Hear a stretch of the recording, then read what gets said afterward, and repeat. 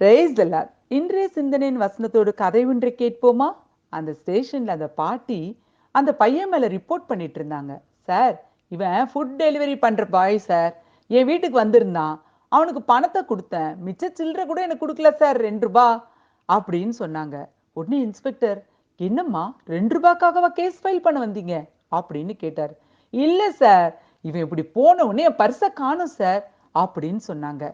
உடனே இன்ஸ்பெக்டர், என்ன தம்பி, அவங்க பர்ஸை எடுத்திருந்தா கொடுத்துருப்பா, வயசானவங்க இல்ல அப்படின்னு சொன்னாரு. உடனே அந்த பையன், சார், நான் காலேஜ் படிச்சுட்டு இருக்கிறேன். என் காலேஜோட படிப்பு செலவுக்காக தான் இந்த வேலை பார்க்குறேன். இந்த அம்மா கேட்டுக்குள்ளே தான் நின்றுட்டு இருந்தாங்க. நான் வெளியே நின்றுனேன் சார். நான் அப்படியே காசை வாங்கிட்டு கிளம்பிட்டேன். இவங்க தேவையில்லாம என் மேல பழி போடுறாங்க சார் அப்படின்னு சொன்னான். இப்படி பேசிட்டு இருக்க நேரத்துல வெளியே எங்கேயோ போயிருந்த எஸ்ஐ உள்ள வந்தாரு. ஏய் அஜய், என்னடா இங்க வரைக்கும் வந்திருக்கிற அப்படின்னு சொன்னாரு. பதிலுக்கு அந்த பையன், அங்கிள் நல்லா இருக்கீங்களா அப்படின்னு கேட்டான்.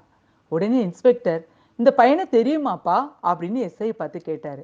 சார், மயிலாப்பூர் ஸ்டேஷன் இன்ஸ்பெக்டர் இருக்கிறார்ல, அவரோட பையன் சார் அப்படின்னு சொன்னாரு. என்னப்பா சொல்ற அப்படின்னு இன்ஸ்பெக்டர் கேட்டாரு. ஆமா சார், தன்னுடைய படிப்பு செலவுக்காக ஏதோ ஃபுட் டெலிவரி வேலை பார்த்துட்டு அந்த பணத்துல இந்த பையன் படிச்சுக்கிறான். அப்பாவுக்கு கஷ்டம் வைக்கக்கூடாதுன்னு. இந்த காலத்துல இந்த மாதிரி பிள்ளைங்களை பார்க்கறதே கஷ்டம் சார் அப்படின்னு எஸ்ஐ சொன்னாரு. இன்ஸ்பெக்டருக்கு என்ன பண்றதுன்னு தெரியாத அந்த நேரத்துல தான் பாட்டிக்கு ஒரு ஃபோன் வந்துச்சு. ஆ, கிடைச்சிருச்சா? எங்க இருந்துச்சு? ஓ, டைனிங் டேபிள் மேல வச்சுட்டேனா? சரி சரி, இதோ வந்துடுறேன் அப்படின்னு ரொம்ப சாதாரணமா பேசிட்டு, சார், பர்ஸு கிடைச்சிருச்சான் சார். வீட்ல தான் டைனிங் டேபிள் மேல இருந்துச்சான். கேஸ் எல்லாம் இதை போட வேணாம் சார் அப்படின்னு கிளம்ப பார்த்தாங்க. அதை தெரிஞ்ச உடனே எஸ்ஐக்கு ரொம்ப கோவம் வந்துச்சு. இன்ஸ்பெக்டருக்கும் தான். எஸ்ஐ உடனே, சார், கேஸ் ஃபைல் பண்ணுங்க, மான நஷ்ட வழக்கு போடணும் சார். படிக்கிற பையன் மேல அவன் ஏதோ ஒரு சூழ்நிலைக்காக இந்த வேலையில சேர்ந்து செய்யறான். அவனை என்கரேஜ் பண்ண முடியலனாலும் இப்படி திருட்டு பழி போட்டாங்களே, அவன் எதிர்காலமே இருள ஆயிருக்கும் சார். விடாதீங்க சார், கேஸ் ஃபைல் பண்ணுங்க. இந்த அம்மா கோர்ட்ல வந்து ஃபைன் கட்டட்டும் அப்படின்னு சொன்னாரு.